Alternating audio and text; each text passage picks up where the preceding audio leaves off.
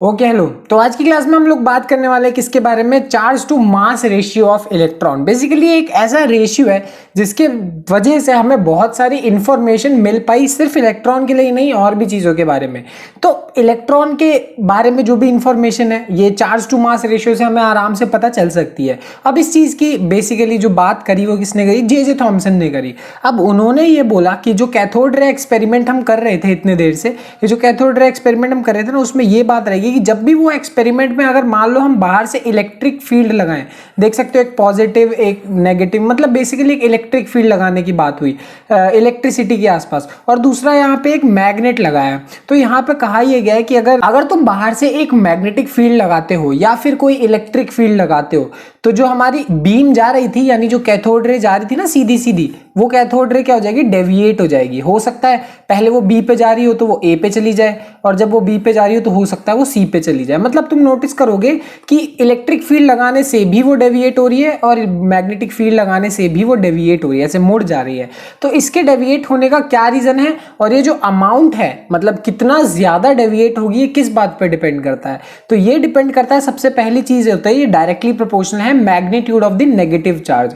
अब मान लो यहाँ पे जो नेगेटिव चार्ज है उसकी वैल्यू जितनी ज्यादा होगी, मतलब जितना ज्यादा नेगेटिव चार्ज होगा वो उतना ही ज्यादा क्या करेगा, डेविएट करेगा, उतना ही ज्यादा बेंड होगा। तो डायरेक्टली प्रोपोर्शनल मतलब जितना ज्यादा मैग्नीट्यूड होगा, मतलब जितना नेगेटिव चार्ज होगा वो उतना ज्यादा बेंड होने वाला है। डायरेक्टली प्रोपोर्शनल का यही मतलब। अगली बात ये बोलते हैं कि ये देखो इनवर्सली प्रोपोर्शनल होता है मास ऑफ द पार्टिकल के। इनवर्सली प्रोपोर्शनल कैसे, यानी जितना हल्का पार्टिकल होगा उसको डेविएट करना उतना ही आसान होगा, और जितना भारी पार्टिकल होगा उसको डेविएट करना उतना ही मुश्किल होगा। अगली चीज हमारे पास है directly proportional to voltage across the electrodes. यहाँ पे जो हम कैथोड और एनोड के अक्रॉस जो वोल्टेज लगा रहे थे ना लास्ट क्लास में जो हमने लगाई थी, वो उस पे डायरेक्टली प्रोपोर्शनल होगा। अगर तुम 9 वोल्ट की लगाओगे तो कम डेविएट करेगा, 12 वोल्ट की लगाओगे तो ज्यादा डेविएट करेगा, 15 वोल्ट की लगाओगे तो और ज्यादा डेविएट करेगा। यानी तुम जितना ज्यादा वोल्टेज लगाते चले जाओगे उतना ज्यादा वो डेविएट करता चला जाएगा। समझ में आ गई बात। और अगली और आखिरी बात यह है कि डायरेक्टली प्रोपोर्शनल है स्ट्रेंथ ऑफ द फील्ड के,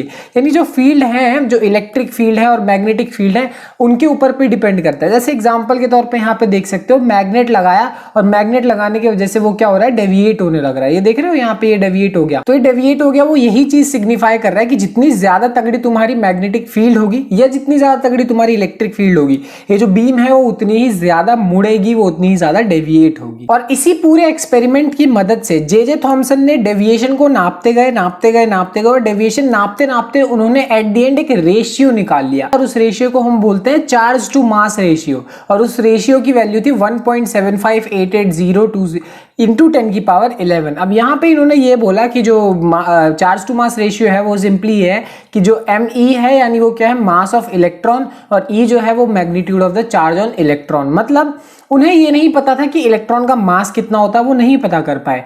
उनको ये भी नहीं पता था कि इलेक्ट्रॉन के ऊपर चार्ज कितना होता है, ये भी नहीं, बट उन्होंने रेशियो पता कर लिया, ME। समझ में आ गई बात, ये चीज पता कर ली और इससे उनका काम बन गया, है कि नहीं। तो ये जे थॉमसन ने ये एक छोटा सा रिजल्ट दिया जो कि बहुत काम का है और बहुत ही ज्यादा हेल्प करने वाला है आगे। अब हमें चार्ज टू मास रेशियो तो पता चल गया, बट हमें परफेक्ट तरीके से ये नहीं पता चला कि इलेक्ट्रॉन के ऊपर चार्ज कितना होता है या इलेक्ट्रॉन के ऊपर मास कितना होता है, सिर्फ रेशियो पता चल गया।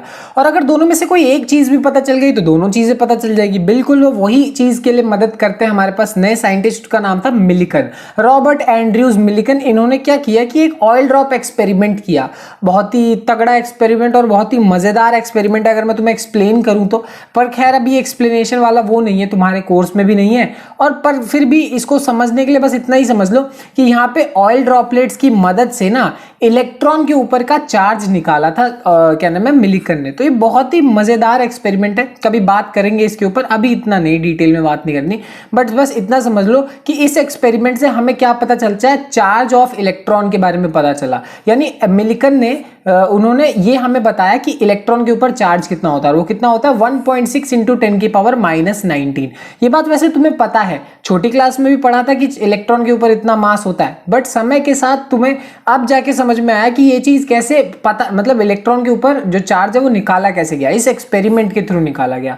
और इस एक्सपेरिमेंट के बारे में भी कभी बात कर ली जाएगी, आज कर नहीं सकते। और हाँ ये भी कि जो इलेक्ट्रॉन के ऊपर जो चार्ज होता है वो नेगेटिव नेगेटिव होता है। मतलब ये 1.6 इंटू 10 की पावर -19 बोलने का मतलब यही है कि साथ में तुम्हें -1.6 भी लगाना पड़ेगा, मतलब माइनस तो लगाना ही पड़ेगा। तो वो तो कोई बहुत दिक्कत वाली बात है नहीं। तो ये थी पूरी की पूरी कहानी इलेक्ट्रॉन के ऊपर कैसे चार्ज मतलब इन्होंने निकाला। तो अब हमें चार्ज तो पता चल ही गया, इलेक्ट्रॉन के ऊपर चार्ज कितना होता है। अब मास भी पता चला जा सकता है। जैसे चार्ज टू मास रेशियो है हमारे पास, E/me है, इसकी वैल्यू है हमारे पास, इसकी वैल्यू है। अब हमें इसकी वैल्यू भी दे दी किसने, ये वैल्यू दी हमें जे थॉमसन ने, और ये वाली वैल्यू यानी चार्ज ऑफ इलेक्ट्रॉन किसने दी हमें, मिलिकन ने दी। तो हमें इस चीज की भी वैल्यू पता चल गई, चार्ज की वैल्यू भी पता है और यहाँ वैल्यू भी पता है। अब तुम खुद सोचो, तुम्हें यहाँ कैलकुलेट करने में कोई बहुत बड़ी बात है। मास ऑफ इलेक्ट्रॉन की वैल्यू कितनी हो जाएगी, E/, ये जो पूरा का पूरा रेशियो 1.7588820 इंटू 10 की पावर 11, और ऊपर क्या है, ये है 1.6 इंटू 10 की पावर -19।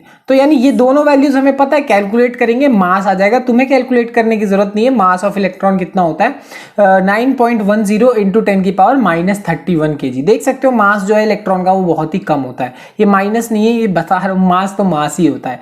तो इलेक्ट्रॉन का मास, और तुमने देखा ये पूरी कहानी से हमें इलेक्ट्रॉन के बारे में सारी इंफॉर्मेशन मिल गई कि इलेक्ट्रॉन का मास कितना होता है और इलेक्ट्रॉन का जो क्या कहते हैं चार्ज है वो भी कितना होता है। और सिर्फ इलेक्ट्रॉन का जैसे ही हमें पता चल गया ना, तो आगे के जो पार्टिकल्स हैं उनका पता करना बहुत ज्यादा ईजी हो गया हमारे लिए, ठीक है। और वो खैर अगली क्लास में देखेंगे। आज की क्लास के लिए इतना ही, मिलते हैं अगली क्लास में, बाय बाय।